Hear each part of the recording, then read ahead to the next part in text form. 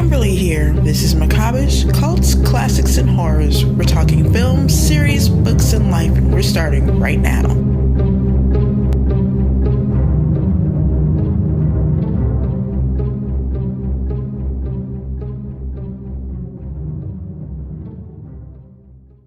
Doing Bordello of Blood, that took everything off the rails.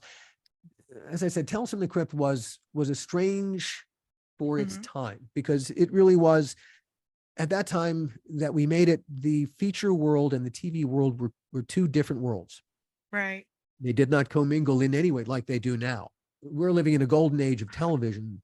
Back then, you had the occasional Tom Hanks who would cross over, Robin Williams would cross over, but you'd only went from TV to feature. If you were a feature person suddenly landing in TV, that meant your career was heading for the exits. Yeah. Oh, yeah. And writers, certainly TV writers, did not write features. And feature writers did not write TV shows. But Tales from the Crypt broke all that. And so we became this strange hybrid. Doing an anthology also made it an unusual thing, because there were no standing sets, no regular cast of characters except the Crypt Keeper. Right. And so every single episode is completely new. It's the wheel reinvented every single week. And doing it as a feature, in essence, with a feature dynamic, again, that also created, it set us on a journey that we had not expected. And suddenly we were attracting a terrific audience. We were getting actors, and the franchise was doing great. And Universal said, wow, hey, I think Joel approached Universal and said, hey, let's make a couple of feature films. And why not? We were on a completely upward trending line, and Universal made a deal for 3 feature films. The mandate was make 3 different feature films, one completely separate from each other. Now, originally Gil and I were going to write, and he was going to direct the first one, but the Crypt partners, they really wanted to do Demon Knight. And Gil didn't want to direct. We'd been doing, in essence, monsters for 3 seasons at that point. Right. And we had in mind, there was a script called Dead Easy that we had in mind that we kind of liked. It was a psychological thriller. Then there were a couple other things we're looking at, but we wanted to do something different. We really aspired, we wanted to use, Crypt had changed our world. We were poised to do whatever we wanted. And so we wanted to use the set, we wanted to use the Crypt features to help us, to be more than just horror guys. If we could be horror guys plus, that's a good thing. Right. We aspire, but they wanted to do Demon Knight. Gil didn't want to direct Demon Knight. And so we brought in Ernest Dickerson to direct that. And the deal was going to be that Gil would direct the second Crypt feature. And it was understood that the second Crypt feature was going to be this project we had found and we were rewriting, it was originally called Fat Tuesday. And we had changed the title to Dead Easy. It still was a psychological thriller that took place in New Orleans. And we, everyone, as we all began to work on it, we loved it. And Demon Knight, fortunately, Demon Knight had not succeeded. There would never been a second Crypt feature. Right. But Ernest did a fantastic job on Demon Knight. It was a good script. Cy and Ethan wrote a great script, and he had a great cast. Like I said, Ernest, terrific director, and I think he directed the hell out of that. And at this point, Demon Knight, a lot of people think of that as it's approaching classic horror movie status. Yeah, hey, the fact that we're still talking about it all these years later, that must say something. It's still one of my favorite movies. Yeah, I love Demon Knight. Yeah, it's there's a lot there to love. I think everyone brought their A game to it, and so Universal said, "Yeah, go do the second." And they approved of, they must have approved of us doing Dead Easy because they sent us to New Orleans. We spent weeks in New Orleans prepping to start production on Dead Easy, and we were in New Orleans scouting a swamp. actually, when Universal pulled the plug on Dead Easy Oh. and decided that we weren't going to make that movie. We were going to make something called Bordello of Blood instead. Okay. And the reason for this had nothing to do with us. Hmm. They, at about the same time that we were setting up to do this, a company called Dreamworks suddenly came into being. Steven Spielberg. And so Steven stopped being, he ended his deal with Universal. He became a separate entity called Dreamworks on the Universal lot, but he was now a separate thing. And Universal was terribly afraid that this new company, Dreamworks, would begin pilfering other talent. And the other piece of talent they were desperately afraid of losing was Bob Zemeckis, because Steven was Bob's mentor. They were very, very close. And so Universal said to Bob, please don't leave. What can we do to entice you to stay? And so I don't know what other pieces of that deal were, but they must have been good enough because Bob stayed. But one of the pieces of the deal was, and you'll buy the first student script that Bob Gale and I ever wrote when we were at USC. It's called Bordello of Blood. Now, the point of that exercise was simply to put a little bit of money in Bob Gale's pocket. Bob Z has been very, very successful. Bob Gale is a very talented man, but he has not been as successful as Bob Z. And being a very loyal, lovely person, Bob Z has always tried to find ways to help his friend Gale out. And so this was a way to put $250,000 in his pocket for nothing. A great thing is nothing to Universal, really nothing. And so Universal made the deal to buy a student script for $500,000. But then they turned around, Universal did, and they thought, now we're going to eat $500,000 and do nothing with it. We're just going to eat it.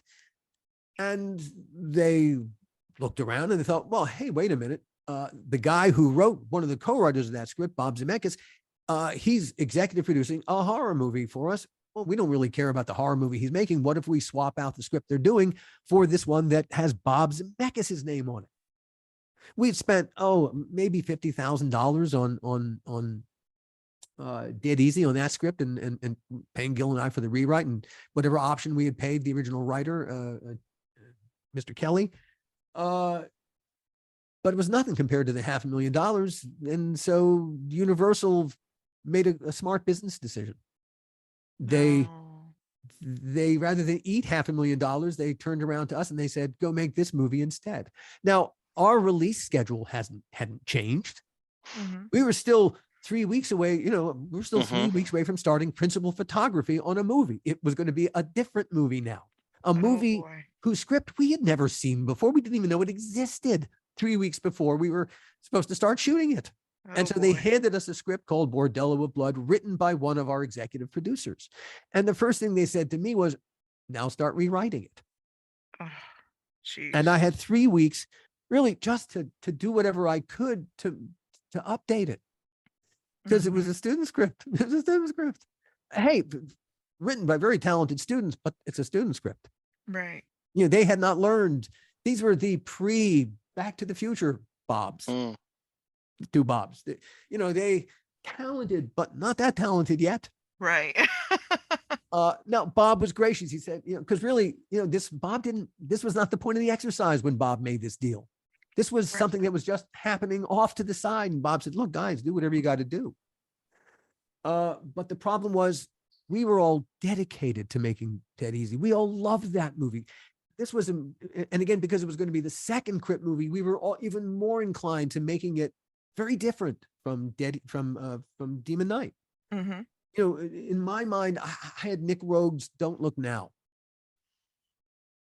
That was the movie that I was aspiring to make in my head. And really, I wanted to, I saw my career going in this different direction.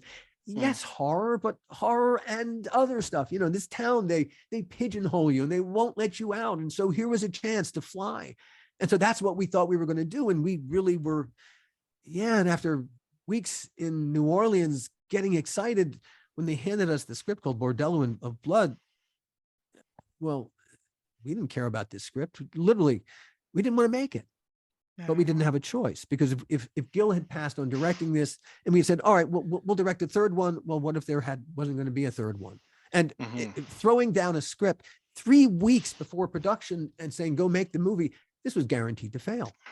Oh, yeah. There was no way to succeed here because it's not how to make a movie, which is what the podcast is called, How Not to Make a Movie. Right. And what we proceeded to do, and again, one can understand Universal's decision in doing this.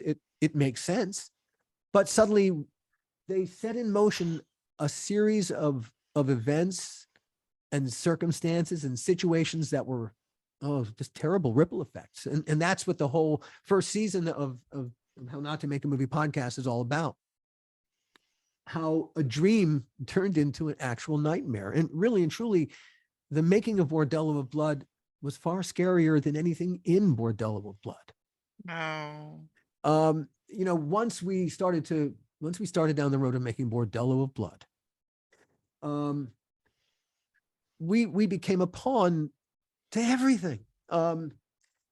First of all, we weren't going to make this movie in New Orleans. No reason to go to New Orleans. All right, so we assumed we were going to make this thing in Los Angeles. But there was another problem because Joel, our executive producer, was always at war with the IA, the union that represented our crew. And sometimes Joel was winning and sometimes the union was winning. And the union had just struck us a little while before on a TV movie we did for Fox called Weird World. And they struck us and shut us down. And so, the union had said to Joel, fuck you. And so Joel still had a fuck me, fuck you in his pocket. And this was the fuck you. We weren't going to make the second Tales from the Crypt movie in Los Angeles with our crew. We were going to go someplace else just to say fuck you to the IA. And so we took our movie to Vancouver because there were film crews there, not because we wanted to go to Vancouver to make the movie. We went for a completely inorganic reason, which also bit us in the another reason that Joel thought Vancouver. He was making a movie called Assassins at that moment in Seattle with Antonio Banderas and Sylvester Stallone. And the other machinations began to work because Stallone at the time was engaged to a lovely person named Angie Everhart, a supermodel. But he was apparently tiring of that relationship and was looking to get out. And unbeknownst to us, Sly saw our movie, if he could get his girlfriend cast as the villain in our movie, as a way to unload his girlfriend, fiance, and two, when the shit got bad, to say, hey, but I got your movie. And so we didn't know this until everything transpired. But suddenly, when we went to cast this movie that we didn't want to do, Joel insisted on casting our 3 leads. For the lead for the Rafe Goodman part, we wanted Danny Baldwin, but Joel insisted on casting Dennis Miller. To this day, I can't tell you why. Gil can't tell you why. Nobody knows why. We did not want Dennis Miller. Our audience didn't care about Dennis Miller. Dennis Miller did a late night political show for HBO. Danny Baldwin would have been much more to our audience, really what our audience would have needed for that role. And Dennis didn't want to do the movie. In fact, he so didn't want to do the movie. He said, all right, you give me $1 million, I'll do it. Figuring no one in their right mind would pay him $1 million because that would have been $1 million more than anyone had paid him to be in a movie. Right. Now, hey, very good at his HBO show. I'm sure he was worth every penny to HBO, but he ain't worth $1 million to be in a movie. Not at that point, not today, at no point. But for some reason, our executive producer, Joel Silver, said yes. Had $500,000 in the budget. And when we turned to Universal, our studio, and said, hey, can you help us out? There's a thing called breakage. And they'll without making you make a budget item, they'll just give you the money. They said, no, we don't care about Dennis Miller. And so we had to take that extra $500,000 out of our budget. So we had to take that out of our budget.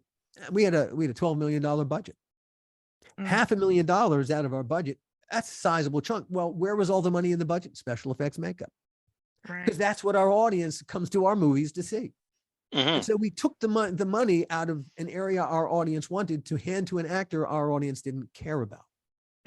And to this day, I cannot tell you why Joel never answered the question. Don't know why. We cast Dennis Miller. No idea. All right. Then there was for the female lead we wanted I think her name was Bridget Wilson. Joel wanted Erica Eleniak. Or all right, Erica at least was someone that our audience would care about, but she wanted $500,000. We had $250,000 in the budget, and he said yes. And again, breakage. So that was $750,000 that came out of special effects makeup to pay for 2 actors, one of whom we wanted, one of whom we overpaid.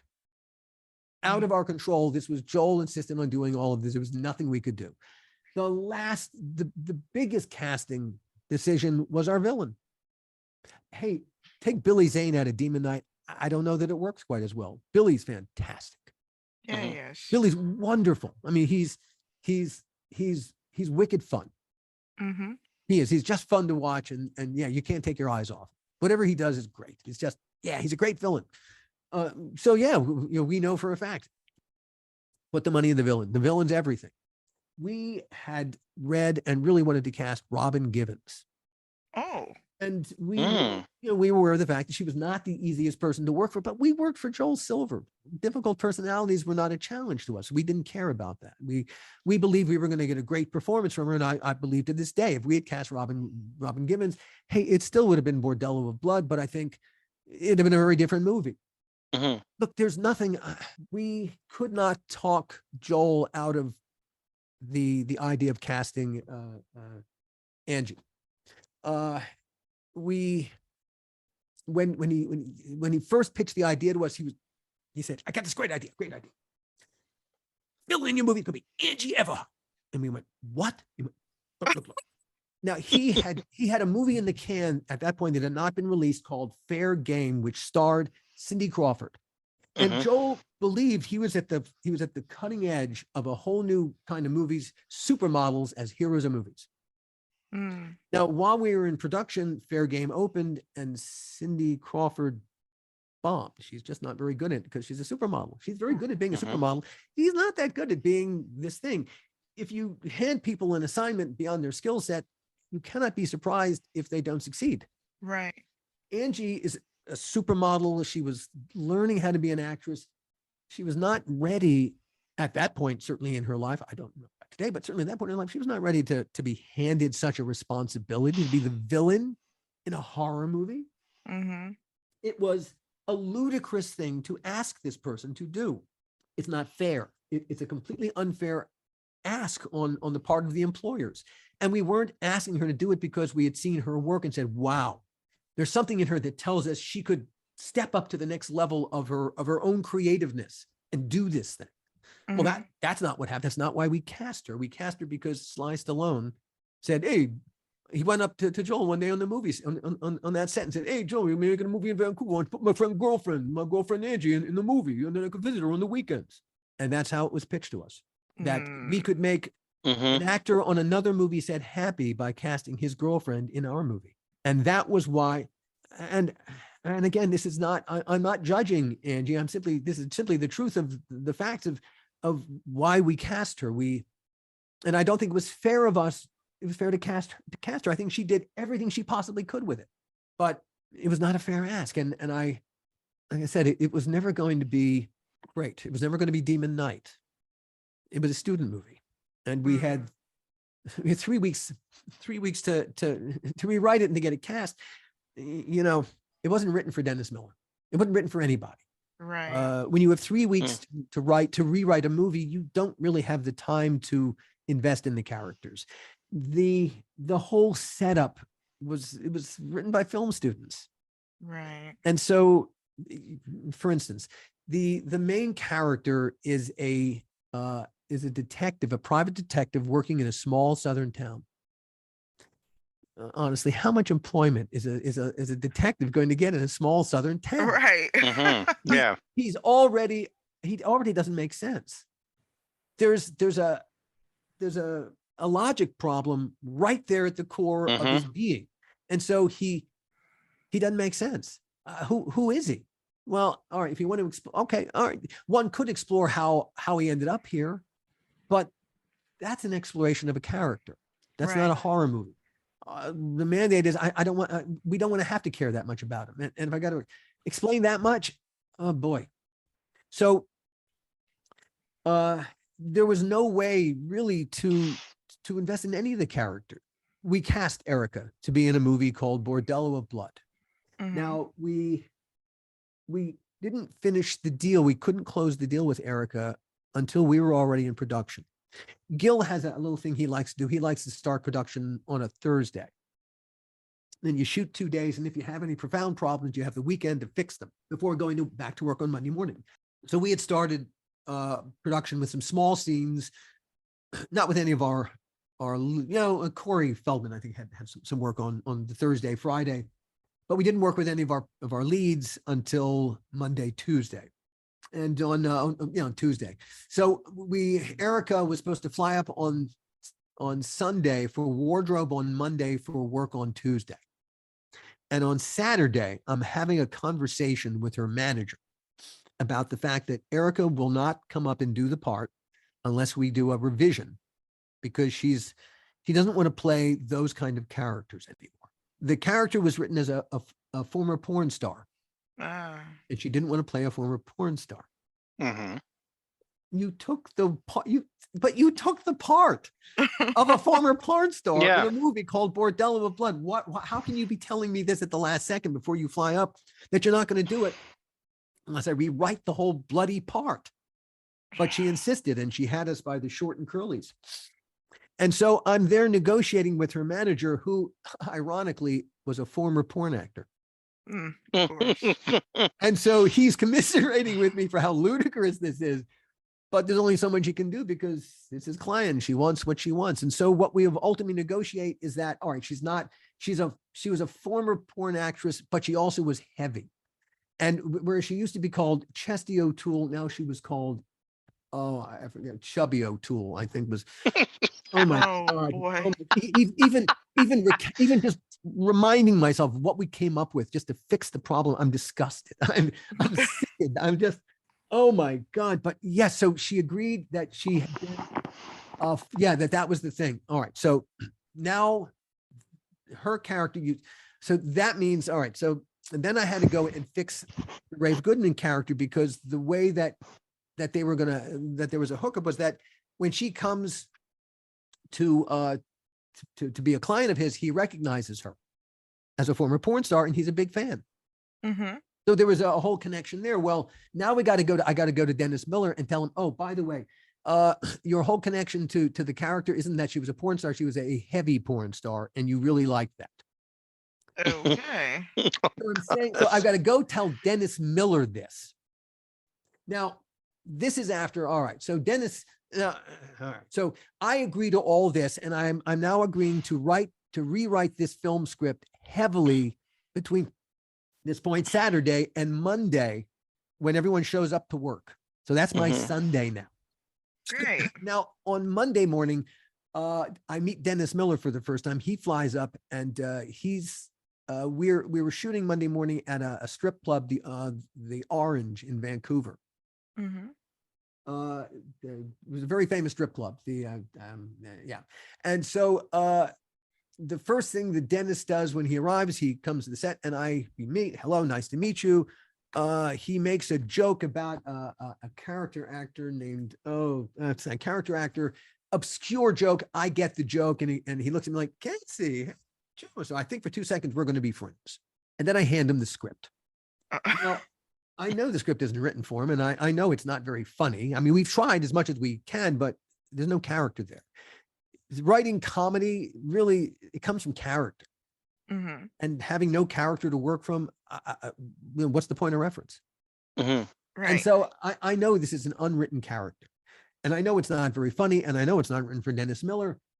And I've just made a change to the character where, oh, by the way, you also have a strange little peccadillo that you're going to have to perform. You're going to have to be at peace with. You have a particular sexual taste. Oh boy. And he opens the script to the very first line. He looks at it and he points to it right there, and he says, I can't say that.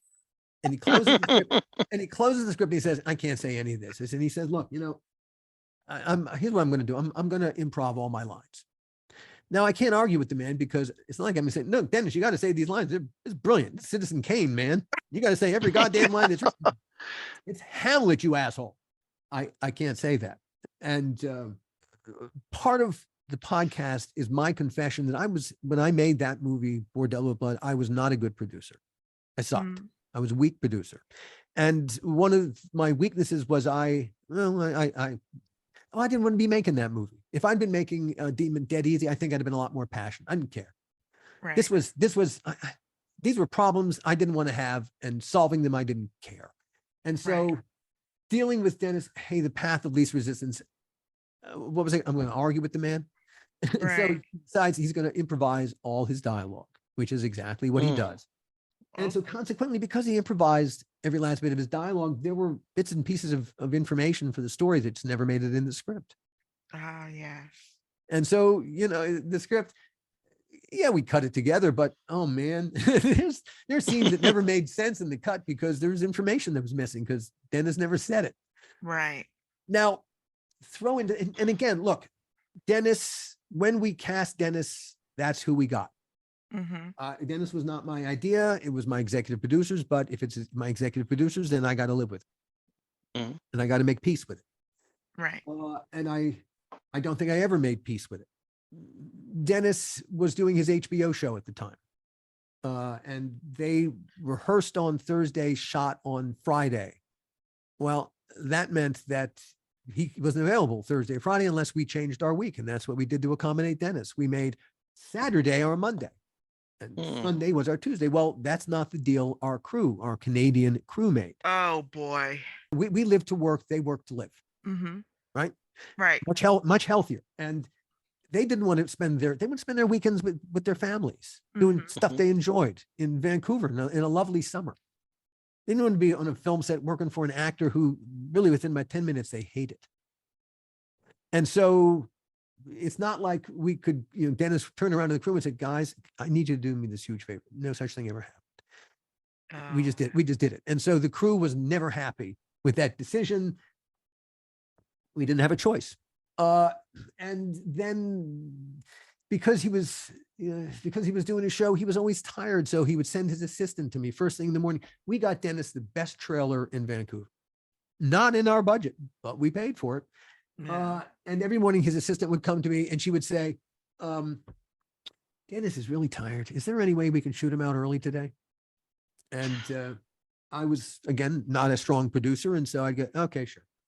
And so what we would do is we would shoot Dennis's side of every scene. And so Dennis would work his side of the scene. We'd shoot, the cameras pointed toward Dennis. And the other actors were off camera working with Dennis. And then after lunch, we turn around to do the other side of the scenes, shooting towards the other actors. Well, Dennis was back at his hotel. And so the second AD is really who worked with all the actors on their scenes. But of course, Dennis's lines were all improvised. Oh boy. And so the other actors worked with the script supervisor reading Dennis's improvised lines, which didn't necessarily mesh with their lines. Oh boy. We had tried to accommodate it when they were doing it the first time, but it just didn't always jibe. And now, oh boy, so now we begin to have a badly made jigsaw puzzle of bits and pieces of scenes that don't necessarily cut together quite the way that we need them to. And the other actors, because Dennis isn't there to support them the way they were there to support Dennis, well, they begin to resent him. And so this too begins to fester on our set. Oh boy. The fact that none of the crew and none of the other actors are fond of Dennis. And I must say, one of the most professional, all the other actors were terrific. Corey Feldman was wonderful. And she was wonderful to work with. She was very professional in doing her work. Chris Sarandon, wonderful. Everyone was terrific. Phil Fondacaro, professional, great to work with. A stud. I had no idea. The man's a stud muffin. The most amazing thing. We put up our all of our actors at the Sutton Place Hotel. Man, that guy had women lined up trying to get into his room. Well, That guy had it. Wow. Bill Fontecaro, stud. The other thing that we did, the other thing that we did on Bordello, which was just stupid, and every day was stupider than the day before. As I said, we went to Vancouver for completely inorganic reasons, not because we wanted to go to Vancouver to make the movie. It was July. We're making a horror movie. Most horror movies rely on a great deal of night to shoot it. One of the things you don't get very much of that far north in July is night. Oh, yeah. Yeah. And in July, the sky gets shootable dark around about 11. You can call it night. And around about 2:30 in the morning is when you get your first signs of visible light. Oh, boy. And so, hey, we rely on a 12-hour shooting day.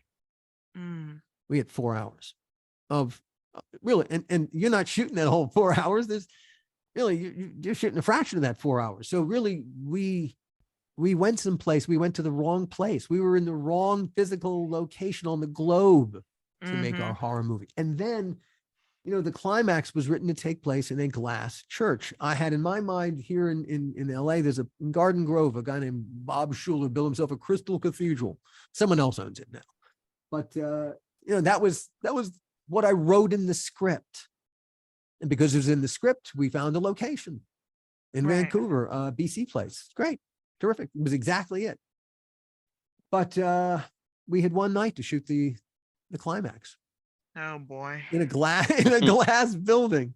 Well, obviously that was never going to work. And we knew it going into it. And it was just, we contemplated blacking out all the glass, but that wasn't in our budget. Right. And so, we ended up taking that down with us to Los Angeles.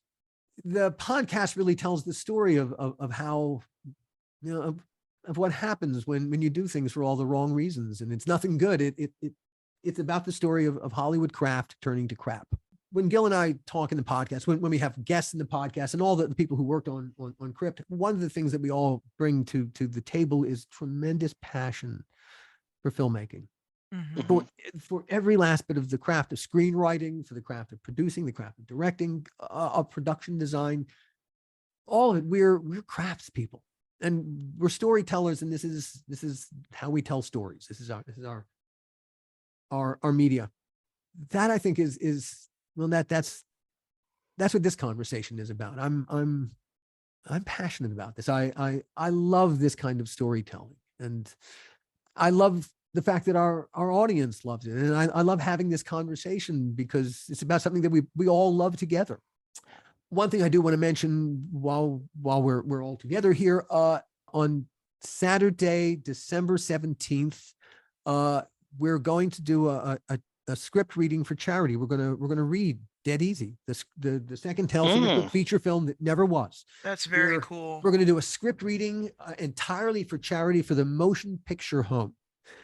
This is when film people retire, if they can't afford, film is not the most reliable way to make a buck. This is the organization that takes care of film people in need. The MPTF, the Motion Picture Home. That's amazing. They're wonderful. So we know Gil has people who are there, and God, they would be they'd be nowhere without the Motion Picture Home. So we want to do something to help them this holiday season. And so we're going to do a script reading of Dead Easy. We will not touch a penny. All money will be directed to the Motion Picture Home, and then your receipt for your donation will be your ticket into the script reading. And we're going to read an adapted version of the screenplay for Dead Easy. The Tales from the Crypt feature that never was. And it gets even better. We're going to have a brand new Crypt Keeper segment where John Kassir and I are writing it over the weekend. We're going to do a whole new Crypt Keeper segment, but it gets even better than that because John is going to play the villain. Oh, and nice. John Kassir is going to be the villain. And I was just talking to Victoria Burrows today. We're going over the casting.